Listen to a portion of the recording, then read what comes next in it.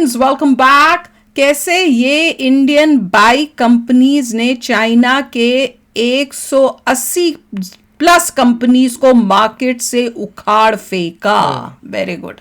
Video शुरू करते हैं। वीडियो शुरू करने से पहले अगर आप चैनल पर नए हो और आपने अभी तक सब्सक्राइब नहीं किया तो जल्दी से पहले सब्सक्राइब के बटन और बेल आइकन को क्लिक कर लो ताकि आपको हमारे सारे न्यू वीडियोस के नोटिफिकेशन मिल जाएं जैसे हम अपलोड करें। अगर आपको वीडियो पसंद आता है प्लीज लाइक एंड शेयर। चलिए शुरू करते हैं। देखते हैं कौन सी इंडियन बाइक कंपनी है। चलो। और क्या कोई सोच सकता है कि जिस कंपनी को टू व्हीलर्स का व्हील भी बनाना नहीं आता था, वो कंपनी आज चाइनीज कंपनी को उखाड़ के फेंक रही है। यकीन नहीं होता तो देखिए सक्सेस।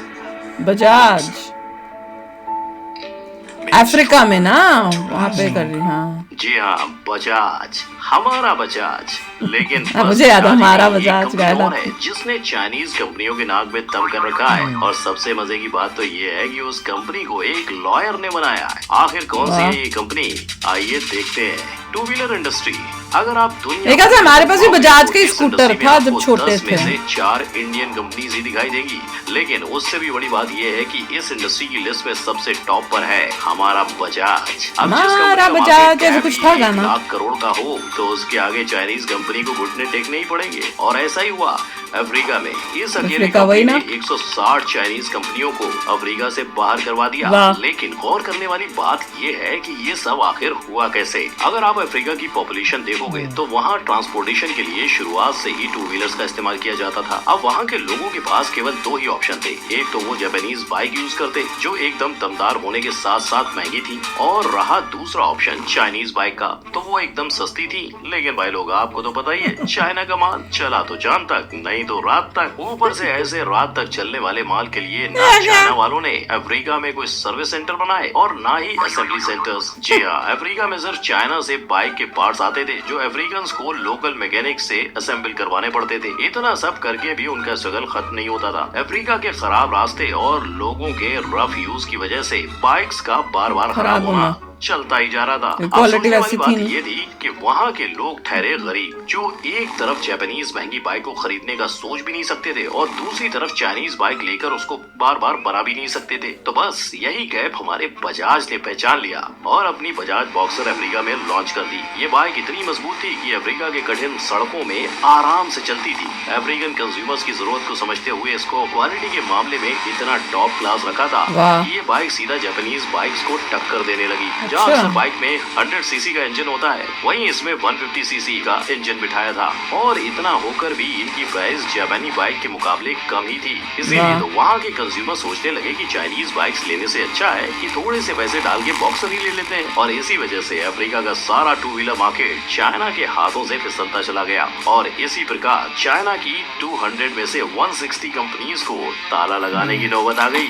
इसकी मजबूती इतनी थी कि आगे जाके इस बाइक की सेकंड हैंड मार्केट में भी काफी डिमांड बढ़ने लगी। इसे आज भी सेकंड हैंड खरीद के बोड़ा के तौर पे यूज किया जाता है। बोड़ा ये एक टाइप की बाइक टैक्सी है जिससे सामान, लोग, यहाँ तक कि पेशेंट्स को भी लेके जाया जाता है। और तो इसे एम्बुलेंस जैसे भी इस्तेमाल किया जाता है। पर क्या आप जानते हो, यही बजाज एक जमाने में खुद की बाइक बनाने लायक भी सक्षम नहीं थी। देखा जाए तो 70s के दशक में तो स्कूटर का पता था, बजाज स्कूटर राजा था जापान, जिसकी बाइक इटली, यूके, यूएस से लेके सारे देशों में बेची जाती थी। पर आज 1 लाख करोड़ मार्केट कैप के साथ बजाज दुनिया का सबसे बड़ा मैन्युफैक्चरर बन गया है। आखिर कैसे? बात है 1945 की। तो बजाज कंपनी बाइक के पार्ट्स इंपोर्ट करके इंडिया में बेचा करती थी। गांधी जी को मानने वाले जमनालाल बजाज जी ने भारत की आजादी में तो फ्रीडम फाइटर्स को साथ दिया ही, पर आजादी के बाद भी अपने बिजनेस के जरिए इंडियन इकोनॉमी को मजबूत किया। इनका ये हौसला देखकर 1959 में इंडियन गवर्नमेंट ने उन्हें मैन्युफैक्चरिंग लाइसेंस दे दिया। लेकिन तब उन्हें बाइक्स और 3 व्हीलर रिक्शा की मैन्युफैक्चरिंग करना नहीं आता था। इसलिए उन्होंने इटली के पियाजियो के साथ पार्टनरशिप करके एक मॉडल बनाया जिसका नाम था वेस्पा। लेकिन पार्टनरशिप की वजह से बजाज का ग्रोथ रुकने लगा। वेस्पा ही होगा फिर हमारे पास, मुझे याद नहीं आ रहा। बजाज ने बाइक बनाना सीख लिया और तब जाके आविष्कार हुआ बजाज पल्सर वेस्पा का, स्कूटर था ना। इंडियन मार्केट में धूम मचा दी। और आज देखिए,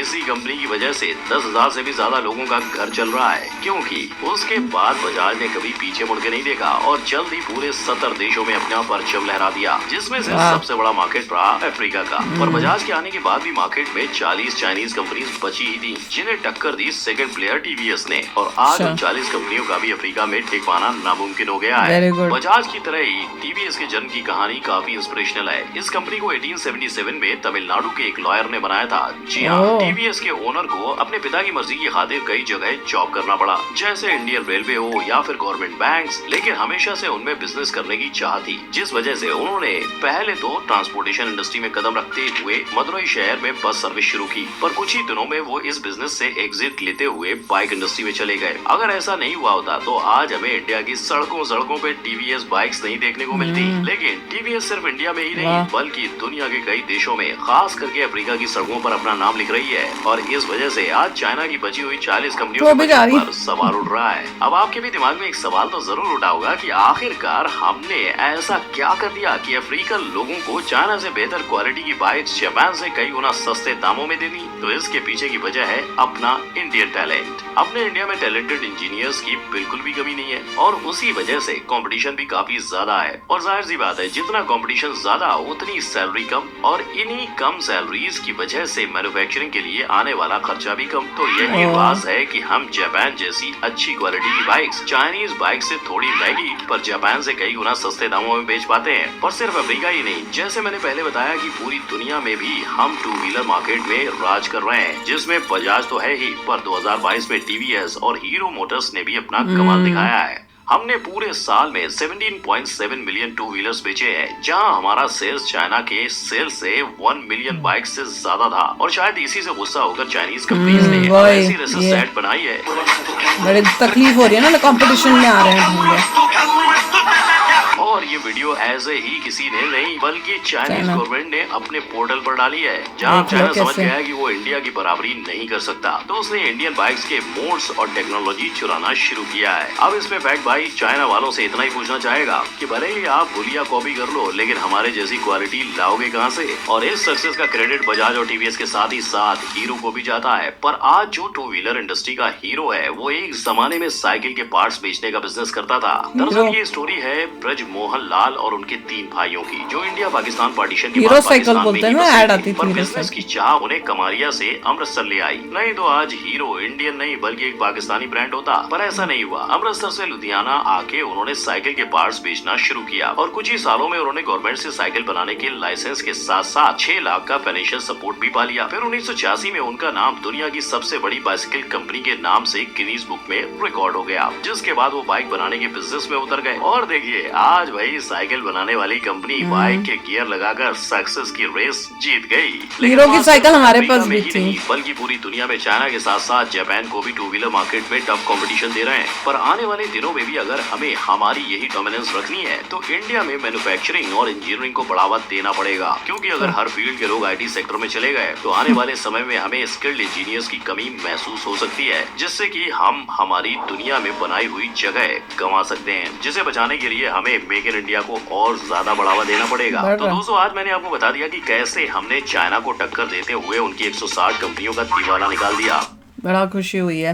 तभी तो चाइना जो है वो इतना उसको तकलीफ हो रही है इंडिया से, उसको दिख रहा है कि इंडिया हमारी टक्कर में खड़ा हो रहा है, क्योंकि इतने साल तो ये राज करते रहे, हर जगह पे इनका राज था, बेच रहे थे, मैन्युफैक्चरिंग कर रहे थे। देखिए उसके बाद उन्होंने लीड ले लिए इलेक्ट्रिक व्हीकल्स में। नहीं, चाइना में उन्होंने सारी इनकी अपनी गाड़ियां मोस्टली, और ऐसे ऐसे नाम हैं जो किसने सुने नहीं, उनको जो लोग चलाते हैं उनको भी नहीं पता होता कि ये कौन सा ब्रांड है, पर वो चला रहे इलेक्ट्रिक हैं।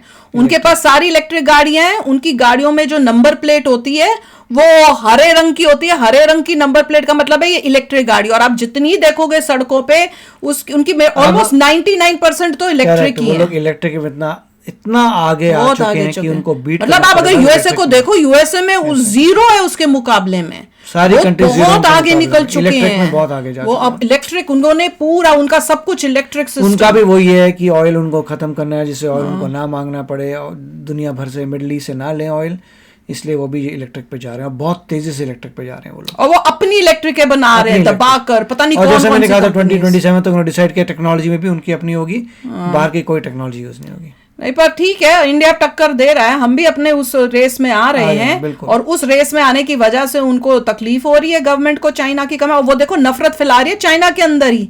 ऐसी एड्स जो मिनिस्ट्री, अगर चाइना की मिनिस्ट्री ही एड डाल रही है तो वो पब्लिक के अंदर वो नफरत पैदा कर रही है, चाहे पब्लिक नफरत करे ना करे, वो डालने की कोशिश कर रही है अपने लोगों के अंदर। कमाल है यार, इतना उनको डर पड़ा लग रहा है भारत से।